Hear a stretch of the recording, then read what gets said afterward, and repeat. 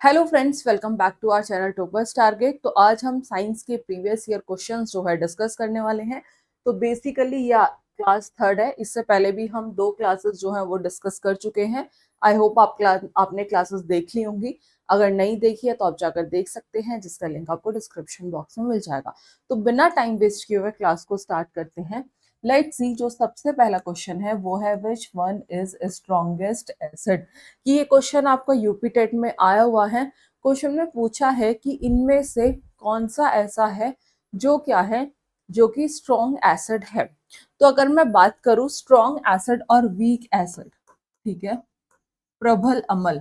Strong acid वो होते हैं जो कंप्लीटली क्या हो जाते हैं, डिसोशिएट हो जाते हैं, जो कंप्लीटली डिसोशिएट हो जाते हैं किस में, आयंस में, इन एक्वस सॉल्यूशन। ठीक है, जो कंप्लीटली डिसोशिएट हो जाते हैं, या कह सकते हैं कि इनमें 100% डिसोशिएशन हो जाता है। अगर बात करूं वीक एसिड की, तो वीक एसिड कौन से एसिड होते हैं जो पार्शियली डिसोशिएट होते हैं, जो कैसे होते हैं, जो पार्शियली डिसोशिएट होते हैं।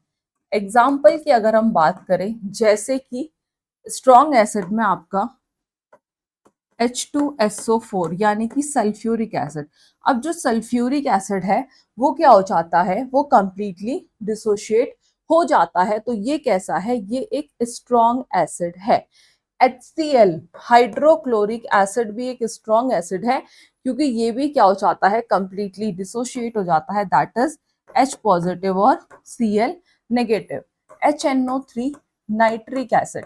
नाइट्रिक एसिड भी कैसा है, ये भी एक स्ट्रॉन्ग एसिड है, क्योंकि ये भी क्या हो जाता है, कंप्लीटली डिसोशिएट हो जाता है। HBr ये भी क्या है, ये भी एक स्ट्रॉन्ग एसिड है। तो ये स्ट्रॉन्ग एसिड के एग्जांपल है। स्ट्रॉन्ग एसिड वो होता है जो कंप्लीटली डिसोशिएट हो जाता है, यानी कि जो 100% जो है वो डिसोशिएट हो जाता है।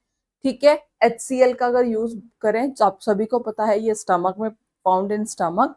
ठीक है, H2SO4 सल्फ्यूरिक एसिड ये बैटरीज वगैरह में होता है। वीक एसिड का आपने मोस्ट कॉमन एग्जांपल सुना होगा, जो कि है CH3COOH, जिसे हम एसिटिक एसिड कहते हैं।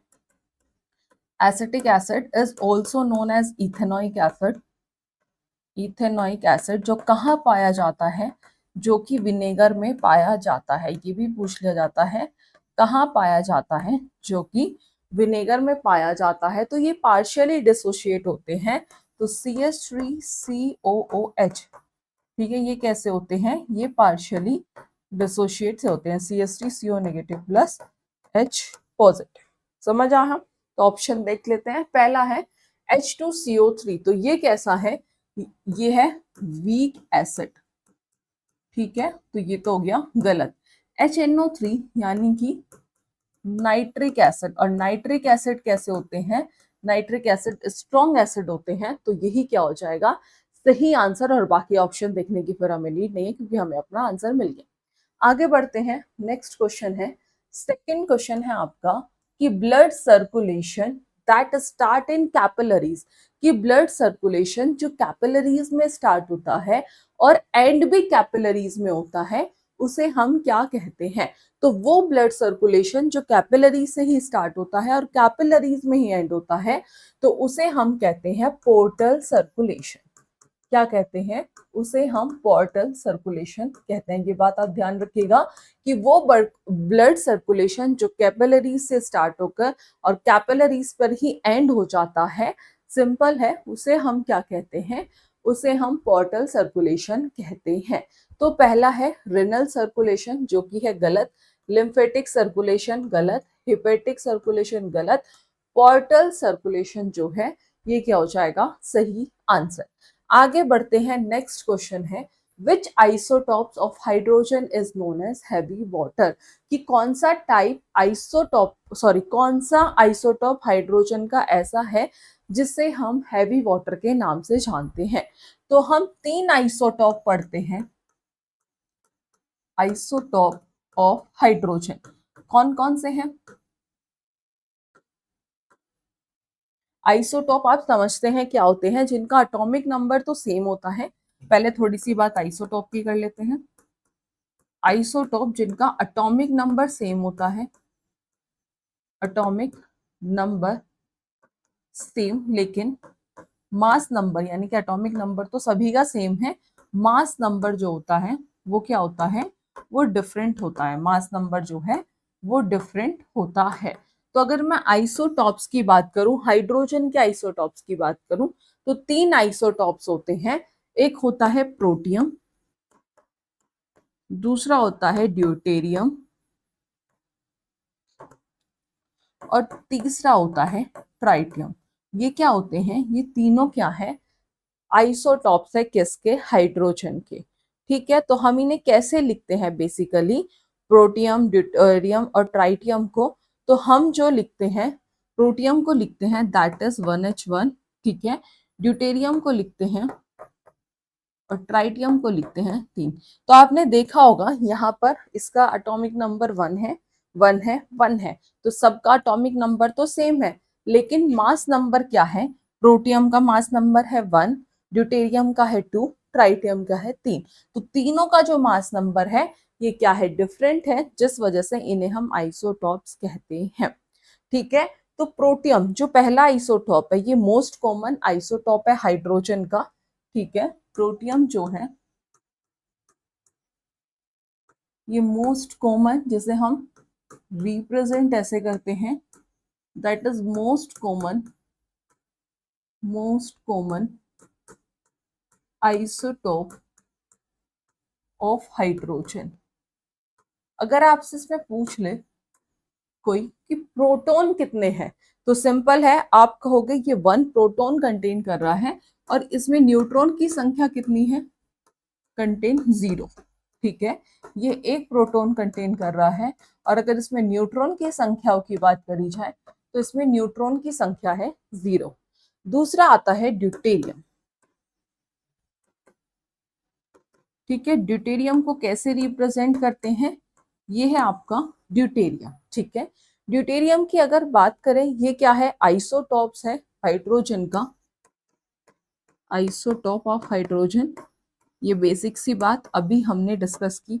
अब ड्यूटेरियम को क्वेश्चन आता है और हम किस नाम से जानते हैं, तो ड्यूटेरियम को हम हैवी हाइड्रोजन के नाम से जानते हैं, नोन एज हैवी हाइड्रोजन। किस नाम से जानते हैं, इसे हम हैवी हाइड्रोजन के नाम से जानते हैं। हैवी हाइड्रोजन के नाम से जानते हैं क्योंकि ये हैवी वाटर जो है वो फॉर्म करता है जब ये ऑक्सीजन के साथ जुड़ता है। ठीक है, क्या फॉर्म करता है, फॉर्म करता है हैवी वाटर जब ये ऑक्सीजन के साथ क्या है, जुड़ता है। और क्वेश्चन में पूछा था कि कौन सा आइसोटोप हाइड्रोजन का ऐसा है जिसे हम हैवी वाटर कहते हैं, तो वो कौन सा है, वो है ड्यूटेरियम। तो पहला है प्रोटियम गलत, दूसरा जो है deuterium, that is the correct answer. आगे बढ़े, next question. Okay, question number 3 है आपका, the decimal number 16 in binary number is. ठीक है, decimal number 16 in binary number, तो कैसे निकालेंगे, सिंपल है, 16 2 8 जा 16, तो इस केस में रिमाइंडर है 0, 2 4 जा 8 0 रिमाइंडर है, 2 2 जा 4 रिमाइंडर 0 है, 2 1 जा 2 रिमाइंडर, यहाँ 0, यहाँ क्या बचा 1, तो ये कैसे हो जाएगा 1 1 2 3 4। ठीक है, तो लेट्स सी, ये 3 है गलत, 1 2 3 4, तो जो बी ऑप्शन है ये क्या होगा आपका सही आंसर। ठीक है, तो आप ऐसे भी कर सकते हैं, सिंपल इसे 16 8 4 2। ठीक है, सबको 2 से क्या कर दो, डिवाइड। ठीक है, सबको 2 से क्या कर दो, डिवाइड, तो 2 8 जा 16। ठीक है, 2 4 जा 8, 2 2 जा 4, 2 1 जा 2। ठीक है, ये सबको क्या कर दिया हमने, सबको 2 से कर दिया डिवाइड। सबको 2 से डिवाइड करा तो ये आ गया आपका 8 4 2 1। ठीक है, ये क्या आ गया आपका 8 4 2 1। तो 8 के केस में क्या है भाई, इसके केस में भी क्या है, रिमाइंडर 0 0, 0 0 और यहाँ क्या बचेगा रिमाइंडर 1, तो ये क्या हो जाएगा आपका सही आंसर। क्लियर है इतनी बात? कोई डाउट? एक बार ध्यान से देख लीजिएगा, स्क्रीनशॉट लेना है, स्क्रीनशॉट आप ले लीजिएगा, ठीक है, ले लीजिए स्क्रीनशॉट, ठीक है,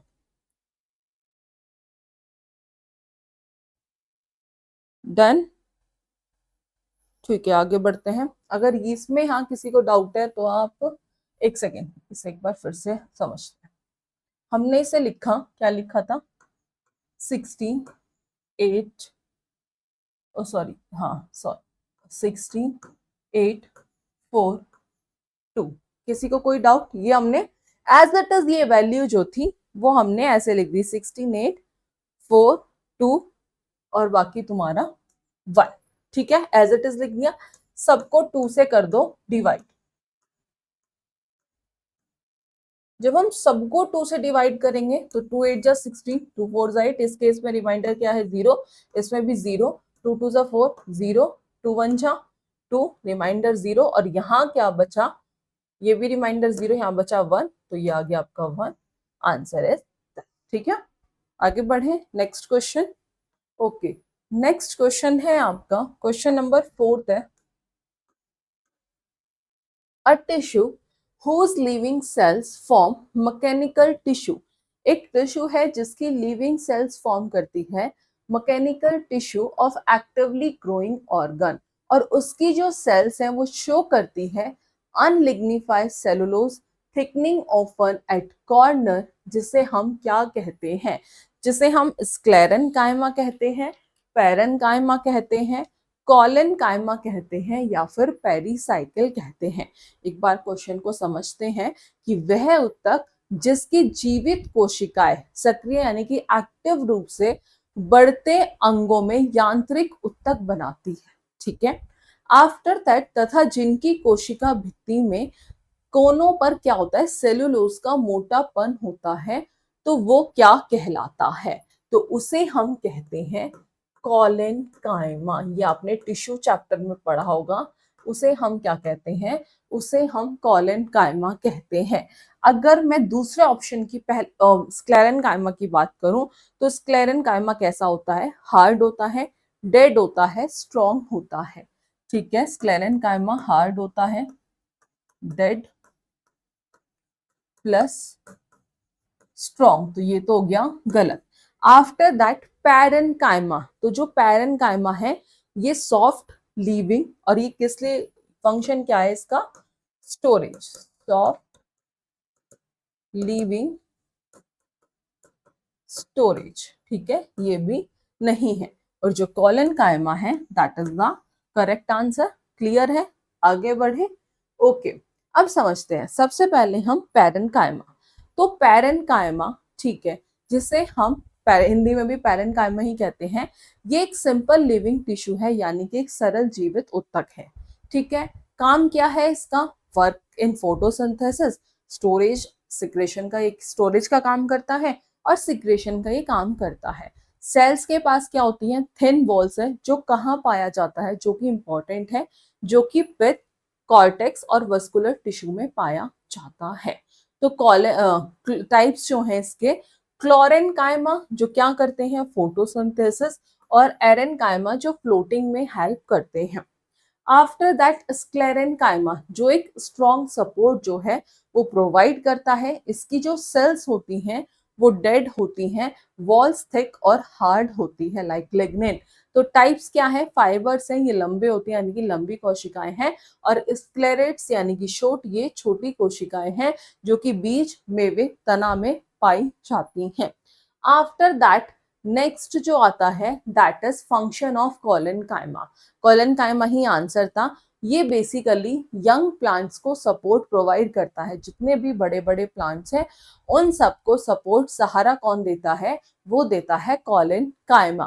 फ्लेक्सिबिलिटी भी जो प्रोवाइड करता है वो भी कौन करता है, कॉलन कायमा, बिना बेंड हुए, ठीक है, बेंड होता है बिना टूटे हुए। आफ्टर दैट ये ग्रोथ में, ठीक है, वृद्धि के साथ क्या देता है, मजबूती देता है, और ये इनर टिश्यू की क्या करता है, प्रोटेक्ट करता है, यानी कि जो भी अंदरूनी उत्तकों की क्या करता है, रक्षा करता है। तो क्वेश्चन में यही पूछा था कि वह ऊतक जिसकी जीवित कोशिकाएं सक्रिय रूप से यानी कि एक्टिव रूप से बढ़ते अंगों में यांत्रिक ऊतक बनाती है तथा जिनकी कोशिका भित्ति में कोनों पर सेल्यूलोज का मोटापन होता है, तो उसे हम क्या कहते हैं, वो क्या कहलाता है, तो वो आपका कहलाता है कॉलन कायमा। ठीक है, बाकी के ऑप्शन भी हमने देख लिए थे। आगे बढ़ते हैं, पांचवा क्वेश्चन है आपका। देखो ये भी पूछ लिया है आपका यूपी टेट में कि जो न्यूमेरिक की है वो कहाँ होती है। तो आप सभी को पता है कि जो न्यूमेरिक की है वो कहाँ होती है, आई कंप्यूटर का क्वेश्चन पूछ लिया है तो वो कहाँ होती है, वो कीबोर्ड में होती है। सभी जानते हैं, सभी ने कंप्यूटर चलाया होगा। मॉनिटर में कोई न्यूमेरिक की नहीं है। सीपीयू सेंट्रल प्रोसेसिंग यूनिट जिसे ब्रेन ऑफ कंप्यूटर भी कहते हैं, तो ये भी नहीं है। हार्ड डिस्क भी नहीं है। Keyboard is the correct answer. आगे बढ़ते हैं, नेक्स्ट क्वेश्चन है क्वेश्चन नंबर 16 है। अब इन्होंने प्रोड्यूसर गैस का मेन कॉन्स्टिट्यूएंट पूछ लिया। तो जो मेन कॉन्स्टिट्यूएंट होता है प्रोड्यूसर गैस का, अगर डायरेक्ट बता दे तो आंसर आपको यही मिल जाएगा। तो सिंपल है, प्रोड्यूसर गैस जो है एक कैसी गैस है, ये एक फ्यूल गैस है। प्रोड्यूसर गैस जो है ये क्या है, ये एक फ्यूल गैस है। ये तो आप सभी जानते होंगे कि ये कैसी है, फ्यूल गैस है। और कैसे बनती है, जब हम एयर को पास करते हैं, ठीक है, मेड बाय पासिंग एयर,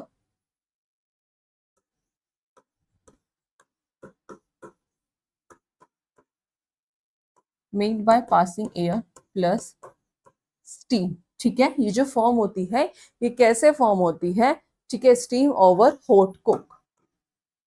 अब हिंदी वाले परेशान हो गए कि समझ नहीं आया, चलो जी।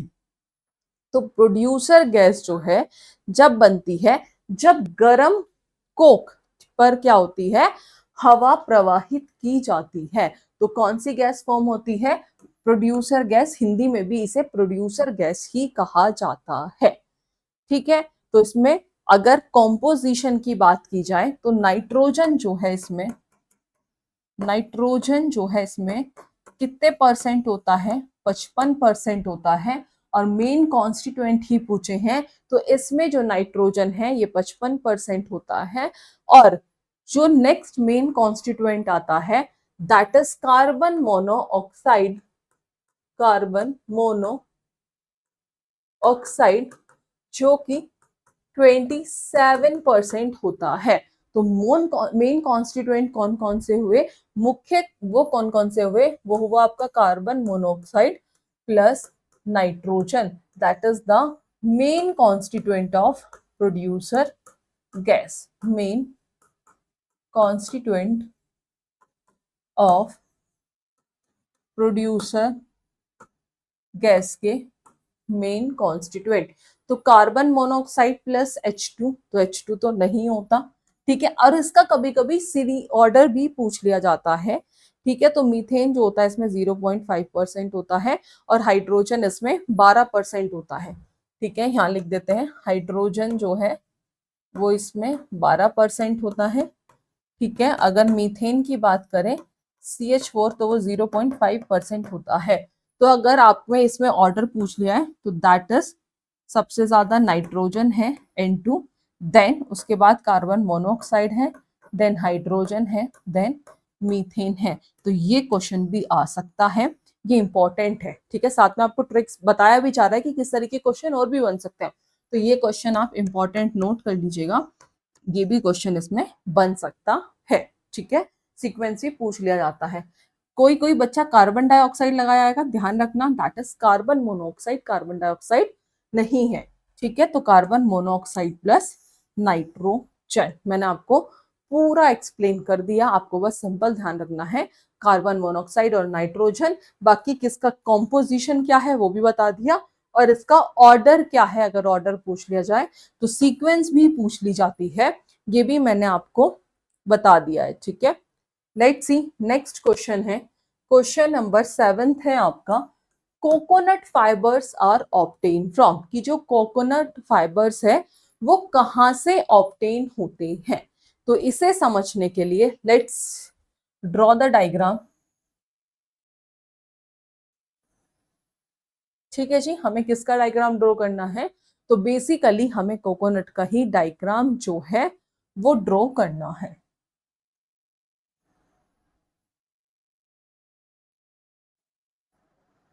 इसी डायग्राम से आपको इसमें सारी चीजें जो हैं वो समझ आ जाएगी, ठीक है। इसी डायग्राम में जो है आपको सारी चीजें जो हैं वो समझ आ जाएगी।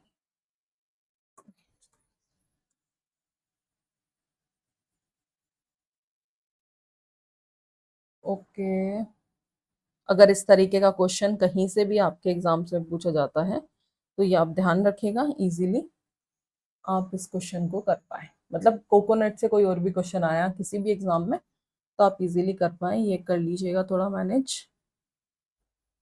ठीक है। एक सेकंड दीजिएगा।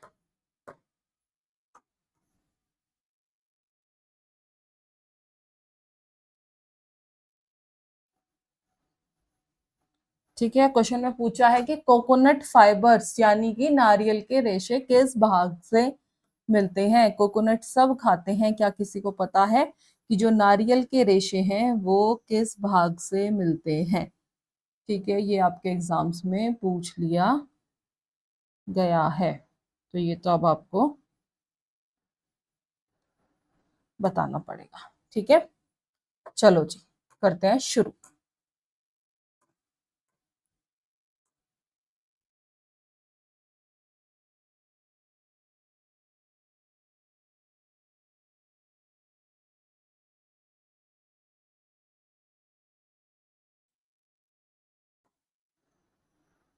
चलो, सबसे पहले ये जो यहाँ पे आपको दिख रहा है ये क्या है, दैट इज अ एम्ब्रियो। आपने देखा होगा जब आप नारियल को उसकी हर छीलते हैं तो उसमें आपको छोटा सा वो दिखता है, ठीक है, काइंड ऑफ दस। तो ये क्या होता है, उसमें ये होता है एम्ब्रियो, ठीक है।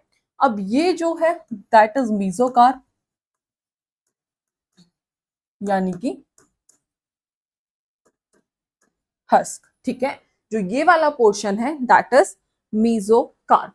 अब ये जो बाहर वाली लेयर है दैट इज एक्सोकार्प। जो आउटर लेयर है वो क्या है आपकी, दैट इज अ एक्सोकार्प। अब बात करते हैं किसकी, एंडोस्पर्म की। तो ये होता है आपका एंडोस्पर्म। अब बताएगा कोई इसमें कोकोनट वाटर जो है, जो नारियल का पानी है वो इसमें कहाँ होता है, ठीक है। तो कोको वाटर जो होता है वो आपका इसमें होता है, कोको वाटर। या आप लिख सकते हैं कि जो कोकोनट वाटर है वो आपका इसके अंदर होता है, ठीक है, ठीक है, ओके। आफ्टर दैट ये होता है आपका एंडोकार्प। अब मैंने आपको बता दिया ये वाला जो पोर्शन है दैट इज मीजोकार्प, इसके अंदर होता है कोकोनट वाटर। ये एम्ब्रियो है, ये आउटर लेयर एक्सोकार्प है दैट इज एंडोस्पर्म, और ये है आपका एंडोकार्प, ठीक है। ये आपको that is the diagram of coconut. किसका डायग्राम है, कोकोनट का। अब जो एक्सोकार्प है, ठीक है, जो क्या है एक्सोकार्प है, ये कैसी लेयर है, ये है आउटर लेयर। दिख रहा होगा सभी को, ये जो है एक्सोकार्प जो है ये कैसी है, आउटर लेयर है। मीजोकार्प जो है ये कैसी लेयर होती है, ये फाइब्रस लेयर है। कैसी लेयर है, फाइब्रस लेयर है। मीजोकार्प कैसी लेयर है, फाइब्रस लेयर है। और एंडोकार्प, एंडोकार्प ये जो दिख रहा है हिस्सा ये होता है हार्ड शेल, ठीक है। ये कैसा होता है, हार्ड शेल, ठीक है। तो ये पूरा बता दिया। अब जो कोकोनट फाइबर्स हैं वो आर ऑब्टेन फ्रॉम किस भाग से मिलते हैं, तो वो मिलते हैं आपको मीजोकार्प, जिसे हम फाइब्रस लेयर बोलते हैं। तो एक्सोकार्प, एक्सोकार्प जो है that is outer layer, that is outer layer. तो ये हो गया गलत। एंडोकार्प जो है ये क्या होता है, हार्ड शेल। तो ये भी हो गया गलत, ठीक है। तो मीजोकार्प जो है ये क्या हो जाएगा आपका सही आंसर। कोकोनट फाइबर यानी कि नारियल के रेशे मीजोकार्प से ऑब्टेन होते हैं, ठीक है। आगे बढ़े, नेक्स्ट क्वेश्चन देखें। समझ आ गया, पूरे डायग्राम के थ्रू मैंने आपको एक्सप्लेन कर दिया है। नेक्स्ट क्वेश्चन है, क्वेश्चन नंबर 8 है, सोप्स आर, साबुन होते हैं। तो सोप्स जो हैं वो क्या होते हैं, लेट अंडरस्टैंड।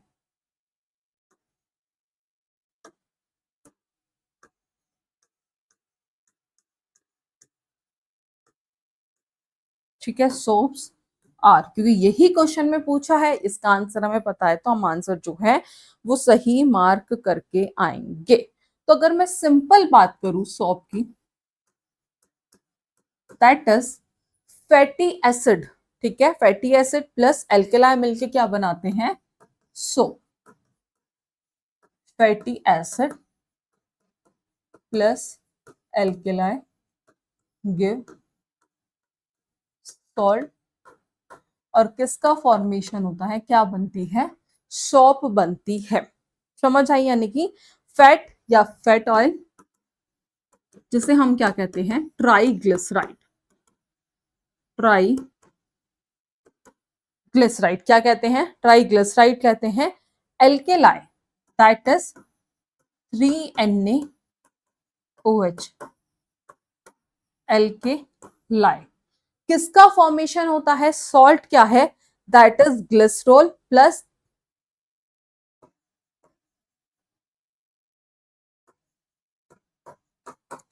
3RCONA। ये क्या होती है, इसकी रिएक्शन है।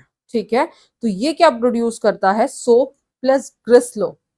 ठीक है, सोप प्लस ग्लिसरॉल, और जिस प्रोसेस से ये मिलता है उसे हम सेपोनिफिकेशन कहते हैं। प्रोसेस भी पूछ लिया जाता है कि कौन से प्रोसेस से मिलती है, तो उस प्रोसेस को हम सेपोनिफिकेशन कहते हैं।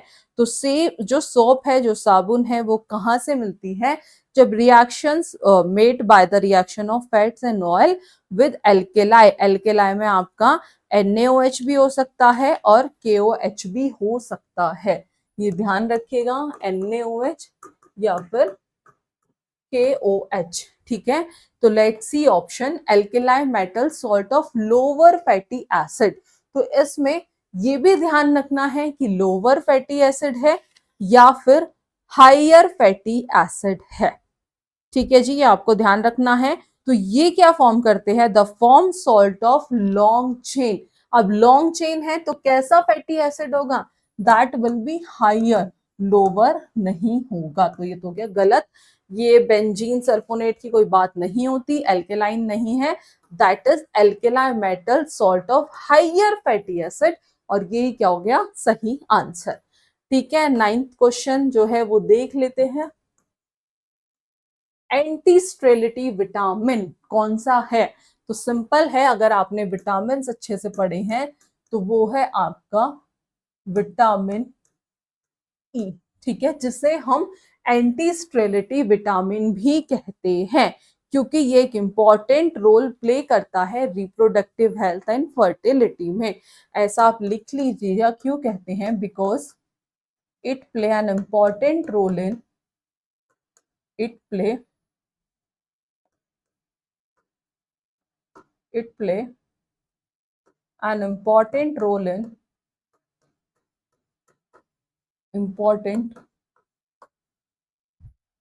in किस में, रिप्रोडक्टिव हेल्थ एंड फर्टिलिटी में इसका इंपॉर्टेंट रोल होता है। ठीक है, तो दैट्स वाई हम विटामिन ई को एंटी स्टेरिलिटी विटामिन भी कहते हैं। तो विटामिन बी पहला ऑप्शन, जो कि एनर्जी प्रोडक्शन, मेटाबॉलिज्म और इन सब में काम करता है, तो गलत। विटामिन ई, ये क्या हो जाएगा, सही आंसर। विटामिन ए आप सभी जानते हैं, जो कि हमारी स्किन और इम्यूनिटी को मेंटेन रखता है, तो ये भी गलत है। विटामिन के, इसका बहुत बार पूछा जाता है, जो किस में हेल्प करता है, हेल्प इन ब्लड क्लोटिंग। ठीक है, किस में हेल्प करता है ये, ब्लड क्लोटिंग में, तो ये भी हो गया गलत। एंटी स्टेरिलिटी जो विटामिन है वो कौन सा है आपका, विटामिन ई। ठीक है, आगे बढ़े, 10th क्वेश्चन है, password enable user to, password उपयोगकर्ता को सक्षम बनाता है। तो सिंप्लीफाई फाइल स्ट्रक्चर नहीं, make efficient use of time नहीं, get into the system quickly नहीं, रिटेन कॉन्फिडेंशियलिटी ऑफ फाइल्स। तो जो डी ऑप्शन है ये क्या हो गया, सही आंसर, आईटी का क्वेश्चन था। नेक्स्ट है 11th क्वेश्चन है एक्वेटिक एंड इंसेक्टिवोरस प्लांट। तो जो एक्वेटिक और इंसेक्टिवोरस प्लांट है वो है आपका यूट्रिकुलेरिया। ठीक है जी, aquatic and insectivorous plant is Utricularia. Let's see, सबसे पहले ये होते क्या हैं? ऐसे प्लांट जो इंसेक्ट्स को खाते हैं। किसे खाते हैं? प्लांट जो कि इंसेक्ट्स को खाते हैं और उनसे न्यूट्रिशन प्राप्त करते हैं, जिन्हें हम इंसेक्टिवोरस या फिर कार्निवोरस प्लांट कहते हैं। ठीक है जी, कि पौधे कीड़ों को खाकर पोषण यानी कि न्यूट्रिशन प्राप्त करते हैं, जिन्हें हम इंसेक्टिवोरस प्लांट कहते हैं। अब why do they eat insects? तो ये कीड़े ही क्यों खाते हैं? क्योंकि ये नाइट्रोजन डेफिशिएंट सॉइल में ग्रो करते हैं, तो ये इंसेक्ट्स को ट्रैप करते हैं जिससे उन्हें न्यूट्रिएंट्स मिल सके, जैसे कि Venus fly trap, pitcher plant, cobra lily. तो ये सब क्या है? इनके एग्जाम्पल हैं। ठीक है, after that how it trap insect, कैसे करते हैं? तो इंसेक्ट्स अब सभी जानते हैं स्मेल्स के थ्रू क्या होते हैं? अट्रैक्ट होते हैं। तो insects are attracted by smell. ये पीचर प्लांट जो होते हैं उन पर गिरते हैं। प्लांट सिक्रीट करते हैं डाइजेस्टिव एंजाइम, इंसेक्ट उसे डाइजेस्ट करते हैं और न्यूट्रिएंट जो है, ठीक है, अब्सॉर्ब होता है। तो कीड़ा बच जाता है और वहां से इंसेक्ट इज डाइजेस्टेड और जो पोषण है वो मिल जाता है।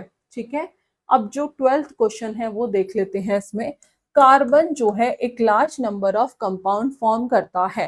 तो सिंपल है, जिसने कार्बन एंड इट्स कंपाउंड पढ़ा है और ये आपका बेसिक ही क्वेश्चन पूछ लिया है कि जो कार्बन है वो लार्ज नंबर ऑफ कंपाउंड जो है वो फॉर्म करता है। क्यों? क्योंकि कार्बन के पास एक स्पेशल प्रॉपर्टी होती है जिसे हम कैटिनेशन कहते हैं। क्या कहते हैं? कैटिनेशन कहते हैं, यानी कि लार्ज नंबर ऑफ कंपाउंड्स का फॉर्मेशन। तो पहला है, ये एक नॉन मेटल है और इसकी जो कोवेलेंसी होती है वो 4 होती है। तो ऐसा नहीं है, इस वजह से तो जो कार्बन है वो लार्ज नंबर ऑफ कंपाउंड नहीं, इट फॉर्म कोवेलेंट बॉन्ड नहीं, it has a strong tendency of catenation, क्योंकि इसके पास क्या है?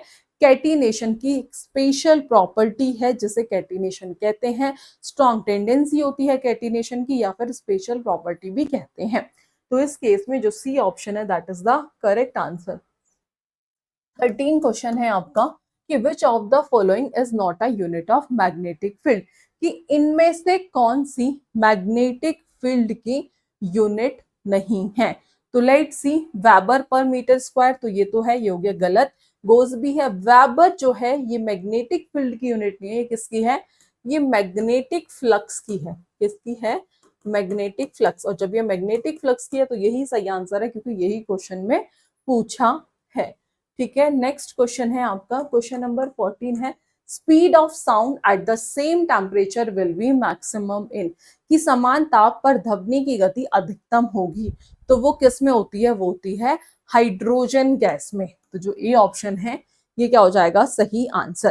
क्योंकि आप सभी जानते हैं कि जो स्पीड ऑफ साउंड है एट द सेम टेम्परेचर, ठीक है, speed of sound at the same temperature, तो वो मैक्सिमम किस में होती है? Maximum in solids. ठीक है, speed of sound eight same temperature maximum में किस में होती है?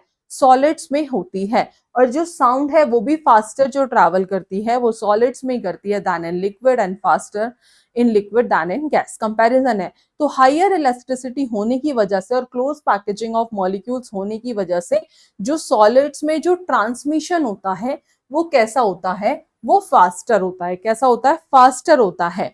जो स्पीड मैक्सिमम होती है लाइटर गैस में, ठीक है, जो भी लाइट गैस होती है, लाइटर गैस होती है, उनमें जो स्पीड ऑफ साउंड है एट द सेम टेम्परेचर वो मैक्सिमम होती है। तो जो यहाँ पर H2 गैस है, समझ आया क्यों सही है? क्योंकि जो स्पीड ऑफ साउंड है एट सेम टेम्परेचर मैक्सिमम किस में होती है? जो भी लाइटर गैस है, लाइक H2। तो दैट्स वाई ये क्या हो गया? सही आंसर। Next question. ओके, तो आज की क्लास में इतने ही क्वेश्चन है जिसमें हमने 14 क्वेश्चन जो है इन डिटेल डिस्कशन किए हैं। क्लास पसंद आई होगी। फर्दर ऐसी क्लास के लिए चैनल के साथ जरूर जुड़े रहिएगा। वीडियो को लाइक करना और अपने फ्रेंड्स के साथ शेयर करना मत भूलिएगा। आज की क्लास में इतना ही, मिलेंगे नेक्स्ट क्लास में नेक्स्ट टॉपिक के साथ। So thank you for watching this class.